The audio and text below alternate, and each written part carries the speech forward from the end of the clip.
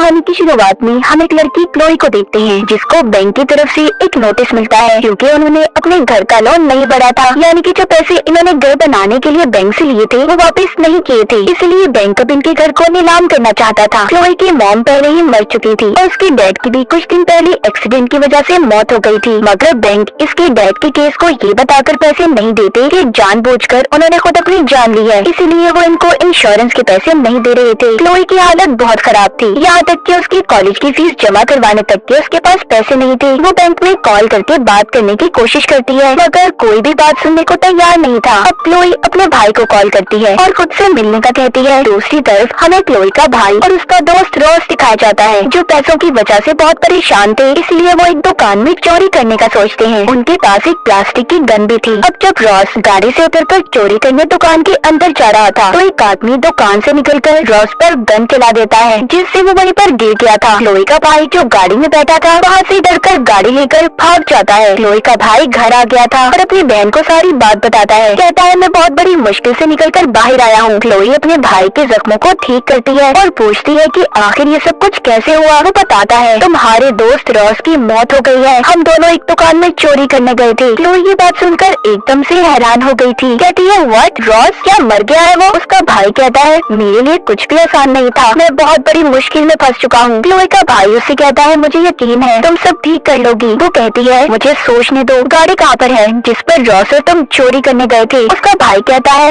मैंने उस गाड़ी को जला दिया है, मुझे सिर्फ एक ही चीज बचा सकती है और वो है रॉस का मोबाइल। उसके फोन में हमने चोरी की सारी प्लानिंग की थी। उधर दूसरी तरफ उस क्राइम सीन पर पुलिस भी आ गई थी, उन्होंने रॉस की लाश को मुर्दा खाने में भिजवा दिया था। इधर क्लोई अपने भाई से कहती है क्या तुमने चोरी की प्लानिंग फोन में की थी? तुम जानते हो तुम्हारी उम्र कितनी है? सिर्फ 25 साल। अगर पुलिस ने उस फोन के जरिए तुम्हें ढूंढ लिया तो क्या होगा? वो तुम्हें पकड़कर ले जाएंगे। अब मुझे कुछ सोचने दो। क्लोई उस फोन को ढूंढने का प्लान बनाती है जो मुर्दा खाने में था, क्योंकि पुलिस ने क्राइम सीन से लिए हुए सबूतों को मुर्दा खाने में भिजवा दिया था। क्लोई जो कि एक मेडिकल की स्टूडेंट थी, इसीलिए वो पहले ही इन सब चीजों के बारे में जानती थी। वो अपने भाई को बताती है पहले रॉस की लाश को मुर्दा खाने में एक बॉक्स में रख दिया जाएगा और फिर उससे मिलने वाले सबूतों को वो लोग एक जगह पर रख देंगे और सुबह होते ही मेडिकल चेकअप के बाद उसकी लाश और सबूतों को पुलिस को दे दिया जाएगा। हमारे पास सिर्फ यही रात है, हमें कुछ न कुछ करना होगा। ये दोनों पहले उस मुर्दा खाने की बिल्डिंग में जाने की कोशिश करते हैं मगर नहीं जा पाते। अब तभी क्लोई के भाई को एक लेडी याद आती है जिससे वो पहले नशा लिया करता था, जो एक क्लिनिक में काम करती थी। वो उससे एक ड्रग लेते हैं, एक ऐसा नशा जिसको लेते ही जिस्म ठंडा पड़ जाता है और दिल की धड़कन भी आहिस्ता आहिस्ता चलने लगती है। ऐसा लगता है कि इंसान मर गया हो। क्लोई अब अपने भाई से कहती है मैं इस नशे के इंजेक्शन को अपने जिस्म में लगाऊंगी, थोड़ी देर बाद मेरा जिस्म ठंडा होने लगेगा और दिल की धड़कन कुछ वक्त के लिए बंद हो जाएगी। कुछ देर के बाद तुम पुलिस को कॉल करना, उन्हें कहना कि तुम्हें रोड पर एक लाश मिली है, जिसके बाद वो मुझे मुर्दा खाने में भिजवा देंगे मेरे मेडिकल चेकअप के लिए, कि पता कर सके मेरी मौत किस वजह से हुई और फिर मैं वहाँ से सारे सबूत लेकर आराम से घर वापस आ जाऊंगी। ये सब कुछ क्लोई अपने भाई को बचाने के लिए कर रही थी। अब वो खुद को इंजेक्शन लगाती है, जिसके बाद उसकी आँख मुर्दा खाने में खुलती है। अब तक जो इन्होंने सोचा था बिल्कुल वैसे ही हो रहा था। अब जब वो होश में आती है तो देखती है उसके जिस्म पर सिर्फ सफेद रंग की चादर थी और पाँव पर एक नाम का टैग लगा हुआ था। क्लोई अभी भी उस नशे के असर में थी, खुद को संभाल नहीं पा रही थी। वो देखती है उस रात मुर्दा खाने में और भी लाशों को लाया गया था। वो दरवाजे से झाँक कर जब देखती है तो एक आदमी था जो चल कर उसकी तरफ आ रहा था। ये यहाँ पर डॉक्टर था जो लाशों का मेडिकल चेकअप किया करता था, जिसका नाम कॉरोनर था, और यहाँ पर वो बहुत से गलत काम भी किया करता था। कॉरोनर अब उसी कमरे में आ जाता है जिधर क्लोई थी। वो डरकर दोबारा से अपने बेड पर लेट जाती है और मुंह पर चादर को ले लिया था। क्लोई काफी ज्यादा डरी हुई थी, उसे ये डर था कि कहीं वो पकड़ी न जाए। अब खैर कॉरोनर वहाँ से एक लाश को स्ट्रेचर पर लिटाकर ले जाता है। क्लोई उसके जाने के बाद कमरे से बाहर निकलती है और हर तरफ देखने लगी थी। एक कमरे में उसे एक लड़की की लाश नजर आती है जो बहुत ज्यादा अजीब हालत में थी। वो उसे देखकर डर गई थी। अब वो वहाँ से ही कपड़े लेती है और उन्हें पहन लेती है। तभी कॉरोनर जो कि कमरे से बाहर आ जाता है, उसे बाहर से एक बेल सुनाई दी थी। वो कंट्रोल रूम से ही बाहर के दरवाजे को खोल देता है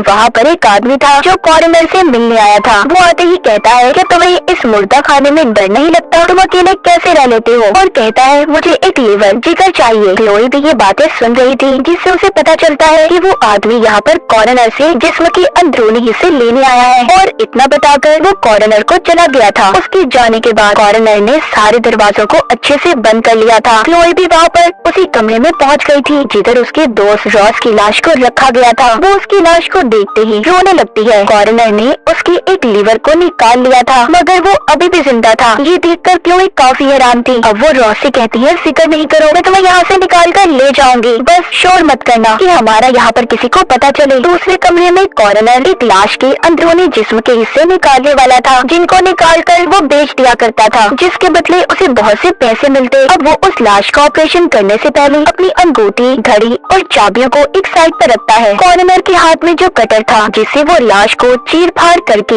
उसके अंदरूनी हिस्से निकाल रहा था, उस कटर की आवाज बहुत तेज थी। क्लोई इस बात का फायदा उठाती है और चाबियां लेकर वहाँ से भाग गई थी। अब वो रॉस को साथ लेकर मेन गेट तक आ गई थी। उधर कॉर्नर जब अपने काम से फारिग होता है तो वो अपनी चाबियां ढूंढने लगा था जो उसे नहीं मिलती। तभी वो कैमरे में क्लोई और रॉस को देख लेता है। अभी अपने साथ जल्दी से एक बेहोशी की जहरीली गैस को लेकर उनके पास आ गया था। उधर रॉस भी हिम्मत हार चुका था और क्लोई से कहता है देखो मैं अब और नहीं चल सकता, मैं जानता हूँ मैं नहीं बचूंगा, तुम यहाँ से अकेली चली जाओ। तभी उधर कॉर्नर आ जाता है। उसने जहरीली गैस से दोनों को बेहोश कर दिया था। अब जब दोबारा से क्लोई को होश आता है तो वो बेड पर खुद को बंधा हुआ पाती है और साथ ही रॉस भी था जो अभी भी बेहोश होता है। यहाँ पर कॉर्नर भी था। क्लोई उससे कहती है प्लीज हमें यहाँ से जाने दो। वो कहता है लड़की तुमने क्या सोचा था, तुम यहाँ पर आओगी अपने इस दोस्त को बचाकर ले जाओगी? ऐसा नहीं हो सकता, तुम लोग चोरियां करते हो, लोगों को तंग करना तुम्हारे लिए आम बात है, तुम अभी तो जिंदा मेरे किसी काम की नहीं, मगर हाँ मरने के बाद लाखों की हो जाओगी। मैं तुम्हारे जिस्म के सारे हिस्सों को बेच दूंगा जिसके बदले मुझे बहुत से पैसे मिलेंगे, फिर तुम्हारे जिस्म के सारे हिस्से उन लोगों के काम आएंगे जिनको जिंदा रहने का हक है। अब कॉर्नर क्लोई की आंखों के सामने रॉस के जिस्म पर चाकू से कट लगाता है, जिसके बाद वो उसके लीवर को निकालने की कोशिश करता है। बहुत देर के बाद आखिर उसने अपना हाथ डालकर उसके लीवर को बाहर निकाल लिया था और एक शॉपर में रखकर साथ ही बड़े कूलर में रख देता है। ये सब कुछ अपनी आंखों के सामने देखकर क्लोई का दिल घबरा गया था। कॉर्नर के जाने के बाद वो खुद को खोलने की कोशिश करती है। वहाँ पर पड़े हुए कटर से उसने अपने हाथों के बेल्ट को खोल लिया था। कटर की आवाज बहुत तेज थी जो कॉर्नर तक भी पहुँच जाती है। अब जब जल्दी से वो देखने आता है तो उधर क्लोई नहीं थी, वो वहीं पर छुप गई थी। वो एक चाकू को लेकर क्लोई को यहाँ वहाँ ढूंढने लगता है। उधर क्लोई को लिक्विड नाइट्रोजन गैस का सिलेंडर मिला था जिसको लेकर वो उस कमरे के पास जाती है जिधर सबूत रखे हुए थे। उसका लॉक तोड़कर वो अंदर आ गई थी। वो उस बॉक्स को भी ढूंढ लेती है जिसमें रॉस की सारी चीजें पड़ी थी, लेकिन तभी उधर कॉर्नर भी आ गया था जिसको देखकर क्लोई वहीं पर छुप जाती है। कॉर्नर को उस बॉक्स से रॉस का फोन मिल जाता है। तभी उसके सामने क्लोई आ गई थी जो कॉर्नर के सामने गन करके कहती है कि ये फोन मुझे दे दो, जिस पे वो कहता है ये गन असली नहीं है, इससे मुझे मत डराओ, हम कभी भी ऐसी असली गन को नहीं छोड़ते, या तो ये नकली है या फिर इसमें कोई गोली नहीं है। मगर तभी क्लोई उसकी आंख पर गोली का निशाना लगाती है जो प्लास्टिक की थी, जिसके बाद वो वहाँ से भाग गई थी। उधर कॉर्नर भी उसके पीछे था। कॉर्नर अब रॉस की लाश के पास जाता है और उसके फोन को चेहरे के आगे करता है जिससे रॉस के मोबाइल का लॉक खुल गया था। इधर क्लोई भी भागते भागते बेसमेंट में पहुंच जाती है जहाँ पर वो बहुत से मरीजों को देखती है जो जिंदा थे मगर उनके जिस्म के कुछ हिस्से गायब थे। कॉर्नर ने इनको इसलिए जिंदा रखा था कि वो इनके जिस्म में से कोई भी अंदरूनी हिस्सा निकाल कर बेच देता था। इधर क्लोई को माइक से आवाज आती है जो कॉर्नर की आवाज थी। वो कह रहा था अब मुझे समझ आई, तुम यहाँ पर अपने भाई को बचाने आई थी, मैंने सारी वीडियो देख ली है, अब तुम्हारे भाई को भी कोई नहीं बचा सकता। ये सुनकर क्लोई कॉर्नर की ऑफिस में जाती है और वहाँ से अपने भाई को कॉल करती है और कहती है कि शायद मैं यहाँ से जिंदा न निकल पाऊँ, पर तुम अपना ख्याल रखना। लेकिन कुछ देर के बाद वहाँ पर कॉर्नर आ गया था जिसके साथ अब उसका डॉग भी था। उधर सब बातें सुनकर क्लोई का भाई पुलिस के पास पहुंच गया था। वो एक पुलिस वाले को अपने साथ ले आता है। इधर क्लोई के पीछे कॉर्नर का डॉग था जिसको कॉर्नर ने उसके पीछे लगा दिया था। क्लोई उससे अपनी जान छुड़वाने की कोशिश करती है। वो वहीं पर पड़े हुए रॉस के लीवर को उठाकर एक कमरे में फेंक देती है। डॉग जब उसके पीछे जाता है तो क्लोई ने उस दरवाजे को बंद कर दिया था और कैमरा की मदद से वो स्क्रीन पर ये भी देखती है कि उसका भाई एक पुलिस ऑफिसर के साथ उसे बचाने आया है। अब वो जल्दी से जाकर मेन गेट को खोलती है और ऑफिसर को कॉरोनर के बारे में बताती है। वो कहता है, मैं जानता था, मुझे पहले ही इस आदमी पर शक था कि ये आदमी यहाँ पर गलत काम करता है। इतना कहकर वो क्लोई और उसके भाई को मारने लगता है, क्योंकि ऑफिसर भी कॉरोनर के साथ मिला हुआ था। यहाँ पर अब क्लोई वही नकली गन दिखाकर पुलिस ऑफिसर को डराती है। तभी माइक से कॉरोनर की आवाज आई थी, जो पुलिस ऑफिसर को बता रहा था कि ये गन नकली है, पर तुम इन दोनों को कुछ मत करना, मुझे ये बिल्कुल जिंदा चाहिए। तभी क्लोई और उसका भाई पीछे के दरवाजे से भाग गए थे। पुलिस ऑफिसर ने इनके पीछे कॉर्नर के डॉग को भी लगा दिया था। क्लोई और उसका भाई बेसमेंट में आकर छुप जाते हैं और गेट को अंदर से बंद कर लिया था। पुलिस ऑफिसर भी वहाँ पर आ गया था, जो डॉग को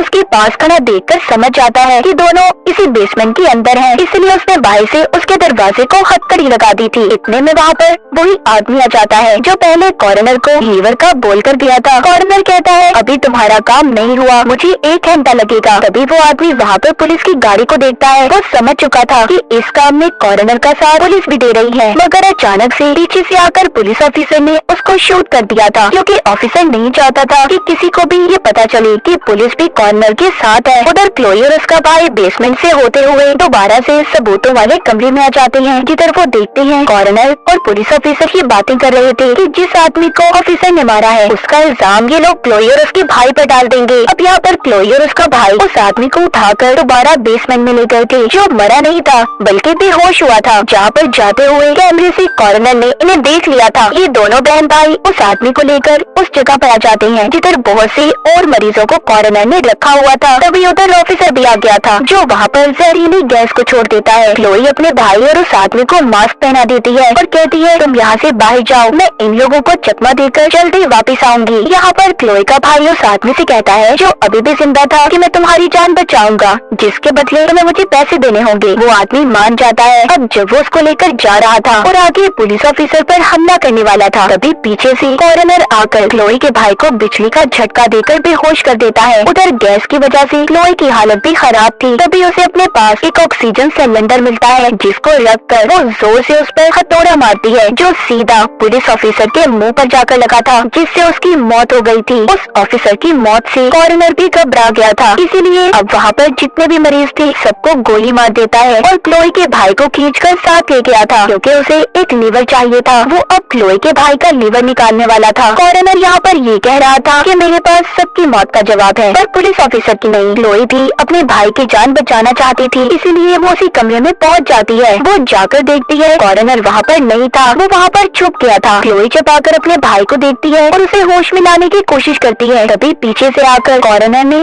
उसे पकड़ लिया था। क्लोई अपनी जान बचाने के लिए पास ही पड़ी सिलेंडर से उस पर गैस छोड़ देती है, जिससे उसका पूरा चेहरा बर्फ में जम गया था। फिर वो उसी सिलेंडर को उसके मुंह पर देकर मारती है, जिससे उसका आधा चेहरा टूटकर बिखर गया था। अपने साथ इतना सब कुछ होता देखकर कॉर्नर पागल हो गया था और एक बड़ा सा चाकू लेकर क्लोई को मारने लगता है। लेकिन तभी वहाँ पर कोई आदमी आ जाता है, जिसको क्लोई और उसके भाई ने बचाया था, और कॉर्नर को एक ही चाकू मारकर उसका काम तमाम कर देता है। ये तीनों बच गए थे। यहाँ पर क्लोई का भाई उस आदमी से कहता है, मैंने तुम्हारी जान बचाई, लाओ वो पैसे दो जिसका तुमने मुझसे वादा किया था। वो आदमी कहता है, जान तो मैंने तुम्हारी बचाई है, अगर तुम्हें पैसे चाहिए तो तुम्हें मुझे एक लीवर देना होगा। अब इन दोनों बहन भाइयों को पैसों की भी जरूरत थी, इसी वजह से अब क्लोई इसको कॉर्नर का लीवर निकाल कर दे देती है। कॉर्नर के डॉग को उन्होंने बिल्डिंग में ही बंद कर दिया था, जिसके बाद तीनों वहाँ से बाहर निकल जाते हैं। उस आदमी ने इनके अकाउंट में पैसे भी भेज दिए थे। क्लोई उस आदमी से कहती है, तुम्हें डॉक्टर की जरूरत है। वो कहता है, हाँ वहीं पर जा रहा हूँ, तुम चाहो तो तुम्हें लिफ्ट दे सकता हूँ। फिर ये दोनों बहन भाई उसकी गाड़ी में बैठकर सही सलामत यहाँ से बाहर निकल गए थे। अब अंदर बिल्डिंग में कोई भी जिंदा नहीं बचा था, कॉर्नर के डॉग के अलावा। उसका डॉग ही उसकी लाश को खा रहा था। क्लोई ने बहादुरी दिखाकर अपने भाई को बचा लिया था, पर दोस्त को ना बचा पाई। और इसी के साथ इस मूवी की कहानी यहीं पर खत्म हो जाती है।